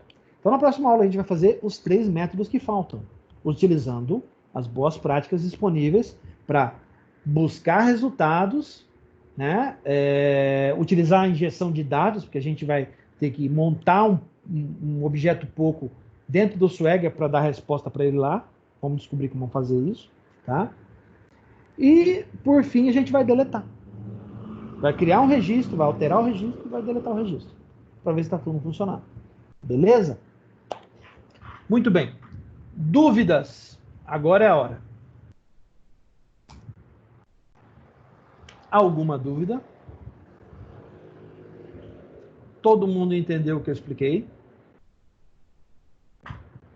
Muito bem. Ninguém se pronunciou, então vamos lá. Feito isso, atividade. Baseado nas informações obtidas, pesquise sobre scripts SQL de criação de tabelas e inclusão de registros. Como fazer isso? Frameworks ORM, mapeamento objeto relacional. Fale sobre eles, o que são, como funcionam, como são compostos. E por fim, busque informações sobre o Microsoft Entity Framework, seus conceitos e utilização. Busque exemplos de operação do Entity Framework. Fale sobre ele, fale sobre seus componentes. Tá? Com isso em mãos, prepare seu relatório, colocando seus resultados no corpo do e-mail e identifique o seguinte assunto. ADS, atividade 2020-0505. Gente, eu vou levar isso aqui muito ao pé da letra, tá? Se mandar e-mail e não tiver nesse formato, é no mínimo metade da nota. Tá? Se tiver uma coisa que eu não consigo nem identificar o e-mail, é 0. Beleza? Então, isso aqui é levado ao pé da letra. Vou respeitar muito. E vou respeitar isso aqui também, ó. Data de entrega. Vocês têm 48 horas. Então, a entrega dia 7/5/2020 até as 19h59. Então, dia 7 é quinta-feira. Correto? Então, eu tenho até quinta-feira, às 11h59 da noite, para preparar o relatório e entregar para o Luizão. Valendo nota e presença na aula. Beleza? Recomendo que vocês assistam esse vídeo, quem ficou com alguma dúvida de alguma etapa, ou aqueles que estão aqui só de enfeite, para dizer que veio assistir aula, tá? Sabe que não adianta nada disso, porque depois na prova eu faço o mundo desmoronar. Beleza? Então, mandem, por favor, para o mesmo e-mail de sempre, tá? O meu e-mail lá da Uniderp, educadores.net.br. E, em nome da Uniderp e Croton, eu agradeço a presença de todos. Muito obrigado. Cuidem-se. Se Deus quiser, em 2 semanas estaremos ao vivo, frente a frente, no laboratório, prontinho, preparado para nós, tá? Que o professor Fred já deixou organizado e arrumadinho. Vai estar tudo pronto para a gente, na hora que a gente voltar. Beleza? Gente, um grande abraço. Fiquem com Deus. Tudo de bom. E até a próxima aula. Um abraço. Valeu!